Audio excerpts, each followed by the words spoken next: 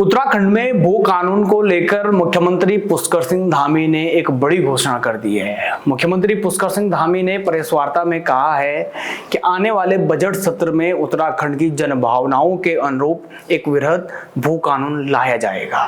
भू कानून है, मूल निवास है, जो ऐसे मुद्दे हैं, इन सभी मुद्दों को लेकर हम हमेशा से संवेदनशील रहे हैं। हम संवेदनशील हैं और अगले बजट सत्र में हम उत्तराखंड की जो भौगोलिक परिस्थितियों के अनुरूप इस पर, चूँकि पहले से एक कमेटी बनी हुई है, कमेटी काम कर रही है, प्रारूप बनाने के लिए कमेटी का गठन भी किया हुआ है, मुख्य सचिव की अध्यक्षता में उसमें काम चल रहा है और इसके अनुरूप एक वृहद भू कानून लाने के लिए हम प्रयासरत हैं।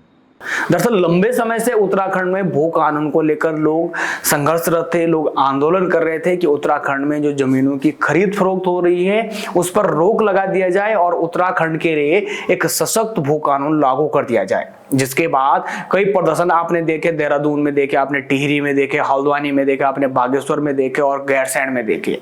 लगातार लोग सड़कों पर उतर रहे थे और उत्तराखंड की जमीनों को बचाने की मांग कर रहे थे। लेकिन इसके बाद अब मुख्यमंत्री पुष्कर सिंह धामी ने एक घोषणा की है। मुख्यमंत्री पुष्कर सिंह धामी ने कहा है कि उत्तराखंड में दरअसल पहले जो भू कानून था उसमें यह था कि जो निकाय के अलावा जो जमीन है, निकाय के बाहर की जमीन, उसमें सिर्फ 250 वर्ग मीटर ही जमीन कोई खरीद सकता था। लेकिन इसी का फायदा उठाकर कुछ लोगों ने, एक ही परिवार के अलग अलग लोगों ने 250 वर्ग मीटर जमीन जो है वो खरीदी है, जो कि नियम के विरुद्ध है। और मुख्यमंत्री पुष्कर सिंह धामी ने कहा है कि इसकी भी समीक्षा की जाएगी और जिस प्रकार से जो मानक है, अगर उनके विपरीत कुछ भी पाया गया तो वो जमीन सरकार में निहित कर दी जाएगी। इसके अलावा साल 2017 में तत्कालीन मुख्यमंत्री त्रिवेंद्र सिंह रावत ने जो मौजूदा भू कानून था उसमें कुछ छूट दी गई थी। क्या था उसमें यह था कि जो निकाय की जमीन है उसमें 12.5 एकड़ जमीन ले सकता था, ये अधिकतम सीमा थी।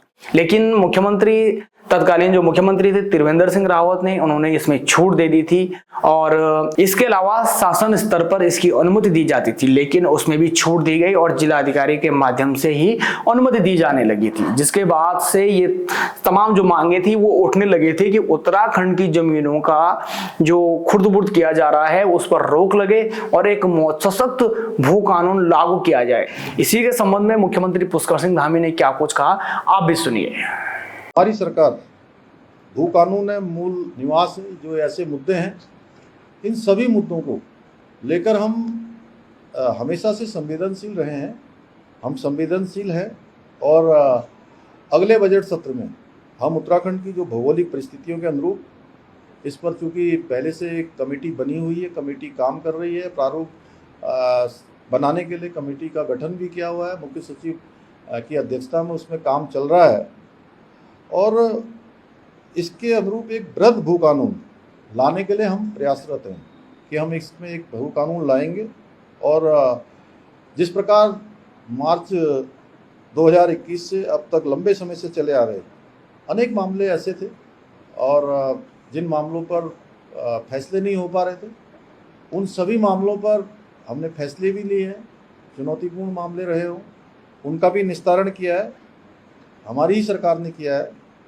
उसी प्रकार में आप सबके माध्यम से देवभूमि उत्तराखंड की जनता को ये विश्वास दिलाना चाहता हूँ जो उत्तराखंड में है और देश दुनिया के किसी भी कोने में है, हम इस भू कानून के मुद्दे को, इसका भी समाधान हमारी ही सरकार करेगी।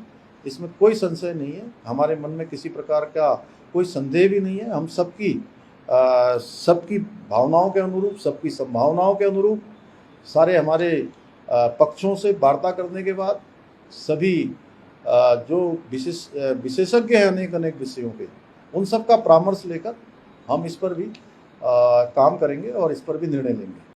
इसके अलावा लंबे समय से उत्तराखंड में जो मांगे की जा रही है, जो आंदोलन किए जा रहे थे, मूल निवास भू कानून समन्वय संघर्ष समिति के बैनर तले किए जा रहे थे।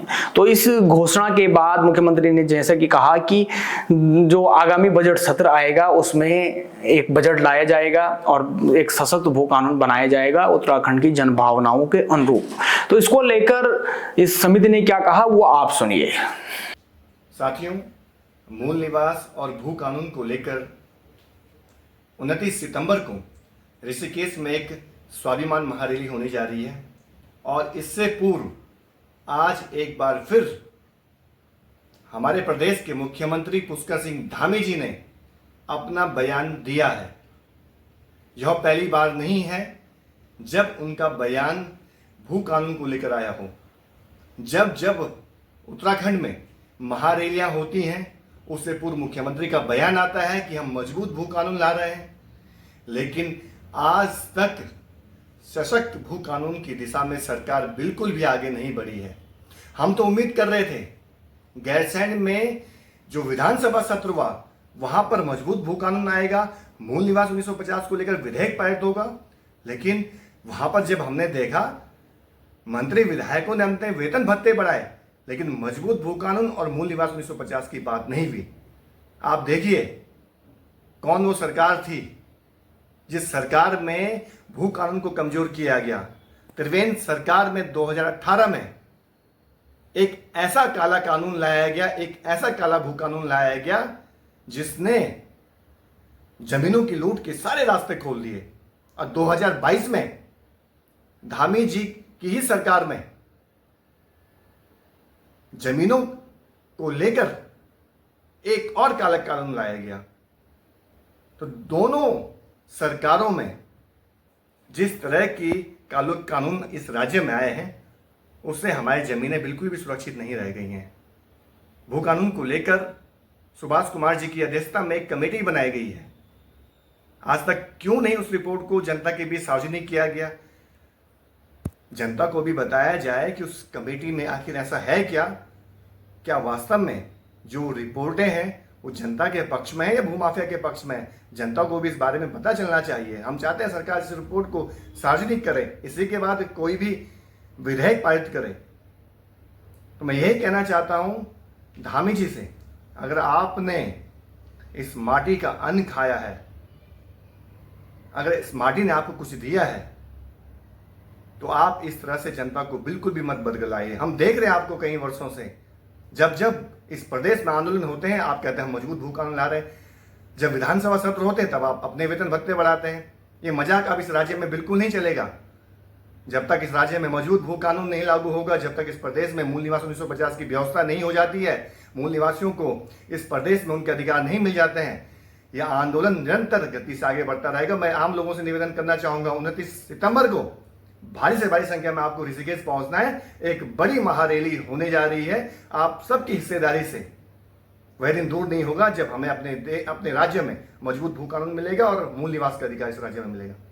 लंबे समय से भू कानून की मांग तो की जा रही थी, लेकिन अब जो घोषणा मुख्यमंत्री पुष्कर सिंह धामी ने की है वो कितनी कारगर सिद्ध हो सकती है, या जिस प्रकार की मांगें की जा रही थी, सशक्त भू कानून की मांग की जा रही थी, क्या आगामी बजट सत्र में वो मांगे पूरी की जाएंगी या एक सशक्त भू कानून लाया जाएगा जिस प्रकार की मांग की जा रही है? आपको क्या लगता है कि क्या मौजूदा जो सरकार है वो कुछ ऐसे कड़े नियम बनाएगी ताकि जो उत्तराखंड की जमीनें हैं जिसको लेकर एक संकट पैदा हो रहा है कि बाहर के लोग उत्तराखंड की जमीनों को खुर्द-बुर्द कर रहे हैं, जो जमीनें लगातार खरीदी जा रही थी उस पर क्या अब विराम लग सकता है? आपका क्या कहना है आप हमें कॉमेंट में जरूर बताएं और देखते रहिए बकचट।